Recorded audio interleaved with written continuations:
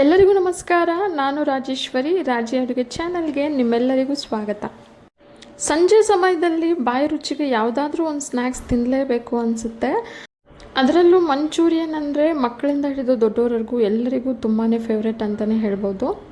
ಮಂಚೂರಿಯನ್ನ ನಾವು ಸಾಮಾನ್ಯವಾಗಿ veg manchurian ಮಾಡಿರ್ತೀವಿ, ಗೋಬಿ ಮಂಚೂರಿ ಮಾಡಿರ್ತೀವಿ, ಹಾಗೆ ಪನ್ನೀರ್ ಮಂಚೂರಿ ಸಹ ಮಾಡಿರ್ತೀವಿ. ಆದರೆ ಬೂದು ಕುಂಬಳಕಾಯಿನ ಬಳಸಿ ಮಂಚೂರಿಯನ್ ಮಾಡಿರೋಕ್ಕೆ ಸಾಧ್ಯನೇ ಇಲ್ಲ. ಹೌದು, ಇವತ್ತು ಬೂದು ಕುಂಬಳಕಾಯಿನ ಬಳಸಿ ನಾನು ಮಂಚೂರಿಯನ್ ಮಾಡ್ತಾಯಿದ್ದೀನಿ. ಟೇಸ್ಟ್ ಅಂತೂ ಅದ್ಭುತವಾಗಿರುತ್ತೆ.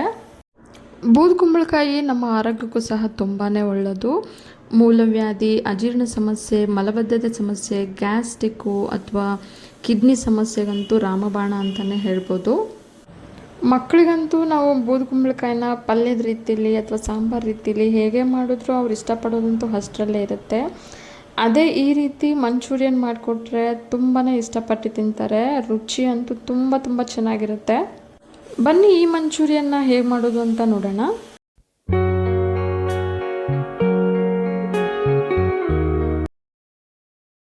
ಮೊದಲಿಗೆ ನಾನು ಇಲ್ಲಿ ಬೂದು ಕುಂಬಳಕಾಯಿನ ಮೇಲೇ ಹೊಟ್ಟೆಲ್ಲ ತೆಗೆದು ದಪ್ಪಕ್ಕೆ ಈ ರೀತಿ ಕಟ್ ಮಾಡಿಕೊಂಡು ನಂತರ ಇದನ್ನು ಗ್ರೇಟ್ ಮಾಡಿ ಸೈಡಿಗೆ ಇಟ್ಕೊಳ್ಳೋಣ. ಈಗ ನಾವು ತುರಿದಿಟ್ಕೊಂಡಿರೋ ಬೂದು ಕುಂಬಳಕಾಯನ್ನು ಕೈಯಲ್ಲೇ ಸ್ವಲ್ಪ ಈ ರೀತಿ ತಗೊಂಡು ಅದರಲ್ಲಿರೋ ನೀರೆಲ್ಲ ಚೆನ್ನಾಗಿ ಹಿಂಡ್ಕೊಂಡು ಒಂದು ತಟ್ಟೆಗೆ ಇಟ್ಕೊಳ್ಳೋಣ. ನೀವು ಬೇಕಿದ್ರೆ ಒಂದು ಬಿಳಿ ಬಟ್ಟೆನ ಸಹ ಬಳಸಿ ಅದ್ರ ಮೇಲೆ ಈ ತುರಿದಿರೋ ಕುಂಬಳಕಾಯಿನೆಲ್ಲ ಹಾಕಿ ಚೆನ್ನಾಗಿ ನೀರೆಲ್ಲ ಹಿಂಡಾದ್ಮೇಲೆ ಒಂದೇ ಸಲ ತಟ್ಟೆಗೆ ಹಾಕ್ಕೋಬೋದು. ಎಲೆಕೋಸಲ್ಲಿ ಇರೋ ಹಾಗೆ ಇದರಲ್ಲೂ ಸಹ ತುಂಬಾ ನೀರಿರುತ್ತೆ. ನಾನಿಲ್ಲಿ ಅರ್ಧ kg ಕುಂಬಳಕಾಯನ್ನು ತೊಗೊಂಡಿದ್ದೀನಿ. ರಸ ಎಲ್ಲ ಈಗ ಹಿಂಡಾಗಿದೆ. ಈಗ ನಾನು ಒಂದು ಚಿಕ್ಕ ಕ್ಯಾರೆಟನ್ನು ತುರಿದು ಸೇರಿಸ್ಕೊಳ್ತಾ ಇದ್ದೀನಿ. ಹಾಗೆ ನಾವು ರಸ ಹಿಂಡಿಟ್ಟಿರೋ ಬೂದು ಕುಂಬಳಕಾಯನ್ನು ಸೇರಿಸ್ಕೊಳ್ತಾ ಇದ್ದೀನಿ. ನಂತರ ಇದಕ್ಕೆ 6 ಟೇಬಲ್ ಸ್ಪೂನಷ್ಟು ಕಾರ್ನ್ಫ್ಲೋರು ಹಾಗೆ 3 ಟೇಬಲ್ ಸ್ಪೂನಷ್ಟು ಮೈದಾ ಹಸಿಟ್ಟನ್ನು ಸೇರಿಸ್ಕೊಳ್ತಾ ಇದ್ದೀನಿ. ನಂತರ ರುಚಿಗೆ ತಕ್ಕಷ್ಟು ಉಪ್ಪು, 1 ಟೇಬಲ್ ಸ್ಪೂನಷ್ಟು ಖಾರದ ಪುಡಿಯನ್ನು ಸೇರಿಸ್ತಾ ಇದ್ದೀನಿ. ನಂತರ ಇದಕ್ಕೆ ಅರ್ಧ ಟೀ ಸ್ಪೂನಷ್ಟು ಜೀರಿಗೆ ಪುಡಿಯನ್ನು ಸೇರಿಸಿ ಎಲ್ಲವನ್ನು ಸಹ ನೀಟಾಗಿ ಮಿಕ್ಸ್ ಮಾಡ್ಕೊಳ್ಳೋಣ. ಖಾರ ಜಾಸ್ತಿ ಇಷ್ಟಪಡೋರು ಖಾರದ ಪುಡಿಯನ್ನು ಇನ್ನೂ ಸ್ವಲ್ಪ ಜಾಸ್ತಿ ಸೇರಿಸ್ಕೋಬೋದು. ಮಿಕ್ಸ್ ಮಾಡ್ಕೋಬೇಕಾದ್ರೆ ಯಾವುದೇ ನೀರನ್ನು ಸೇರಿಸೋ ಅವಶ್ಯಕತೆ ಇರೋದಿಲ್ಲ. ಈಗ 1 ಟೀ ಸ್ಪೂನಷ್ಟು ಶುಂಠಿ ಬೆಳ್ಳುಳ್ಳಿ ಪೇಸ್ಟನ್ನು ಸೇರಿಸಿ ಮತ್ತೊಮ್ಮೆ ನೀಟಾಗಿ ಮಿಕ್ಸ್ ಮಾಡ್ಕೊಳ್ಳೋಣ.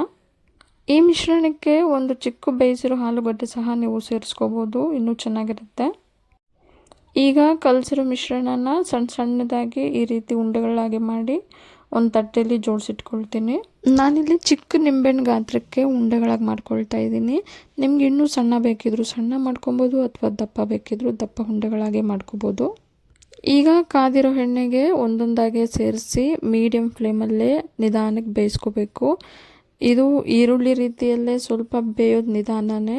ನೋಡಿ, ಬಣ್ಣ ಎಲ್ಲ ಪೂರ್ತಿಯಾಗಿ ಚೇಂಜ್ ಆಗಿದೆ. ಈಗ ಇದು ಪರ್ಫೆಕ್ಟಾಗಿ ಬೆಂದಿದೆ. ಮೇಲೆ ಗರ್ಗರಿಯಾಗಿ ಒಳಗೆ ಸಾಫ್ಟಾಗಿ ತುಂಬಾ ಚೆನ್ನಾಗಿರುತ್ತೆ. ಬಿಸಿಯಾಗಿ ತಿನ್ನೋಕ್ಕಂತೂ ಇನ್ನೂ ಅದ್ಭುತವಾಗಿರುತ್ತೆ. ಈಗ ಎಲ್ಲವನ್ನು ಫ್ರೈ ಮಾಡಿ ಆಗಿದೆ. ಈಗ ಒಂದು ಕಡಾಯಿನಲ್ಲಿ 1 ಟೀ ಸ್ಪೂನಷ್ಟು ಎಣ್ಣೆನ ಸೇರಿಸಿ ಇದಕ್ಕೆ ಸಣ್ಣಕ್ಕೆ ಹಚ್ಚಿಟ್ಕೊಂಡಿರೋ ಈರುಳ್ಳಿ ಹೂನಲ್ಲಿ ಬರೋ ಕೆಳಭಾಗದ ಬಿಳಿ ಭಾಗವನ್ನು 2 ಟೇಬಲ್ ಸ್ಪೂನಷ್ಟು ಸೇರಿಸ್ಕೊಂಡಿದ್ದೀನಿ. ನಂತರ 10 ಹೆಸರು ಬೆಳ್ಳುಳ್ಳಿಯನ್ನು ಸಣ್ಣಕ್ಕೆ ಕಟ್ ಮಾಡಿ ಸೇರಿಸ್ಕೊಂಡಿದ್ದೀನಿ. ಹಾಗೆ 3 ರಿಂದ 4 ಹಸಿಮೆಣಸಿನ್ಕಾಯಿನ ಸಣ್ಣಕ್ಕೆ ಕಟ್ ಮಾಡಿ ಸೇರಿಸ್ಕೊಂಡಿದ್ದೀನಿ. ಇದೆಲ್ಲವನ್ನು ಸೇರಿಸಿದ ನಂತರ 2 ನಿಮಿಷ ಮೀಡಿಯಮ್ ಫ್ಲೇಮಲ್ಲಿ ಫ್ರೈ ಮಾಡ್ಕೊಳ್ಳೋಣ. ನಂತರ ಇದಕ್ಕೆ 1 ಟೀ ಸ್ಪೂನಷ್ಟು ಸೋಯಾ ಸಾಸು ಹಾಗೆ 2 ಟೇಬಲ್ ಸ್ಪೂನಷ್ಟು ಟೊಮ್ಯಾಟೊ ಸಾಸು, ರುಚಿಗೆ ತಕ್ಕಷ್ಟು ಉಪ್ಪನ್ನು ಸೇರಿಸಿ 2 ನಿಮಿಷ ಫ್ರೈ ಮಾಡ್ಕೊಳ್ಳೋಣ. ಬಿಳಿ ಈರುಳ್ಳಿ ಹೂವಿನ ಬದಲಾಗಿ ನೀವು ಮಾಮೂಲಿ ಈರುಳ್ಳಿಯನ್ನು ಸಹ ಸೇರಿಸ್ಕೋಬೋದು.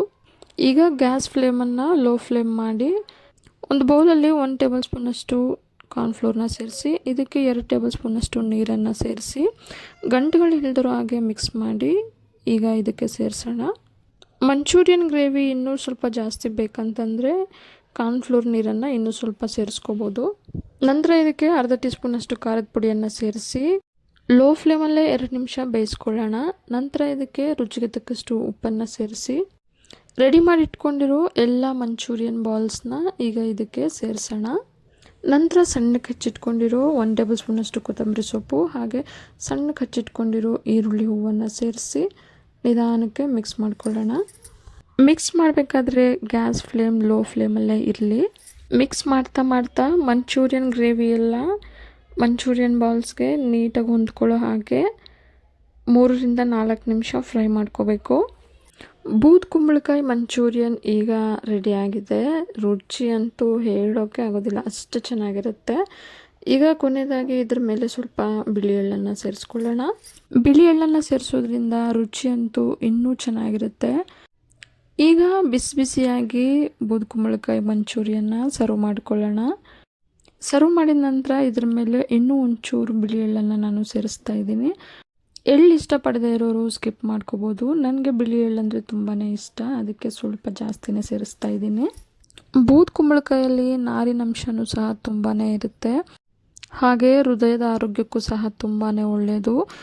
ಈ ಮಂಚೂರಿಯನ್ನ ಬಿಸಿ ಬಿಸಿಯಾಗಿ ಟೊಮೆಟೊ ಕೆಚಪ್ ಜೊತೆ ತಿಂತಾ ಇದ್ದರೆ ಟೇಸ್ಟ್ ಅಂತೂ ಅದ್ಭುತವಾಗಿರುತ್ತೆ.